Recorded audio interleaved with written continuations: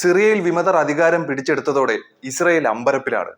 സിറിയയിലുള്ള രാസായുധ ശേഖരമാണ് ഇസ്രയേലിന്റെ ഉറക്കം കെടുത്തുന്നത്. മാത്രമല്ല, സിറിയയിലെ ആയുധങ്ങൾ വിമതരുടെ കയ്യിൽ എത്തിയാൽ അതുണ്ടാക്കുന്ന അപകടത്തെയും ഇസ്രയേൽ ഭയക്കുന്നുണ്ട്. ഇതോടെയാണ് സിറിയയിൽ ഇസ്രയേൽ തുടർച്ചയായി ആക്രമണം നടത്തുന്നത്. തിങ്കളാഴ്ച മാത്രം സിറിയയിൽ ഇസ്രയേൽ 250 വ്യോമാക്രമണങ്ങളാണ് നടത്തിയത്. സിറിയയുടെ സൈനിക ശേഷി നശിപ്പിക്കുകയാണ് ഇസ്രയേൽ ആക്രമണത്തിന്റെ ലക്ഷ്യമെന്നും റിപ്പോർട്ടുകൾ വന്നു. സിറിയയിലെ രാസായുധങ്ങൾ നിർമ്മിക്കുന്ന ഗവേഷണ കേന്ദ്രത്തിന് നേരെയും ആക്രമണമുണ്ടായി. രാസായുധ ശേഖരം സുരക്ഷിതമാണെന്ന് ഉറപ്പുവരുത്തണമെന്ന് UN കെമിക്കൽ വാച്ച് ഡോഗ് സിറിയയ്ക്ക് മുന്നറിയിപ്പ് നൽകിയിട്ടുണ്ട്. സിറിയയിലെ രാസായുധ ശേഖരം സംബന്ധിച്ച വ്യക്തമായ വിവരം ലഭ്യമല്ല. എത്ര രാസായുധങ്ങൾ ഉണ്ടെന്നോ അത് എവിടെയൊക്കെ സൂക്ഷിച്ചിരിക്കുന്നോ എന്നും വ്യക്തമല്ല. എന്നാൽ സിറിയയ്ക്ക് രാസായുധ ശേഖരം സൂക്ഷിച്ചിട്ടുണ്ടെന്നാണ് കരുതുന്നത്.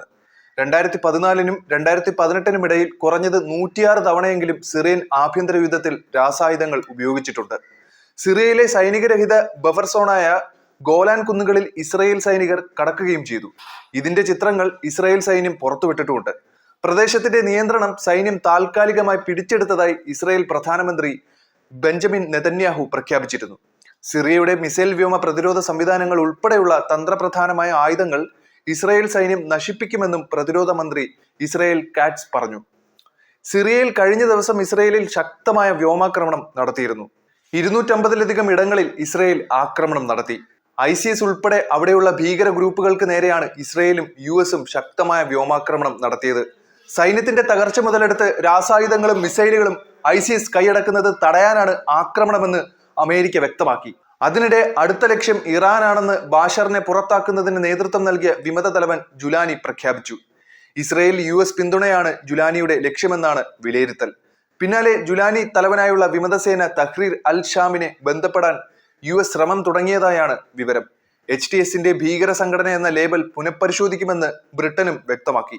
സിറിയയിലെ ഇറാൻ അനുകൂല ഗ്രൂപ്പുകളുടെ കേന്ദ്രങ്ങളിൽ വ്യോമാക്രമണം നടത്തിയ അയൽ രാജ്യമായ ഇസ്രയേൽ അതിർത്തിയിലെ ബഫർ സോൺ പിടിച്ചെടുക്കുകയും ചെയ്തു.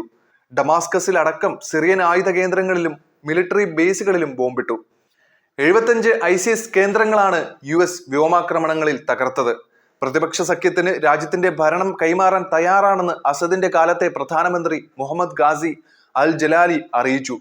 തുർക്കിയുടെ പിന്തുണയുള്ള വിമത സഖ്യമായ സിറിയൻ നാഷണൽ ആർമി വടക്കൻ സിറിയയിൽ കുർദ് സേനയുടെ നിയന്ത്രണത്തിലുണ്ടായിരുന്ന മൻജിബ് പിടിച്ചെടുത്തു.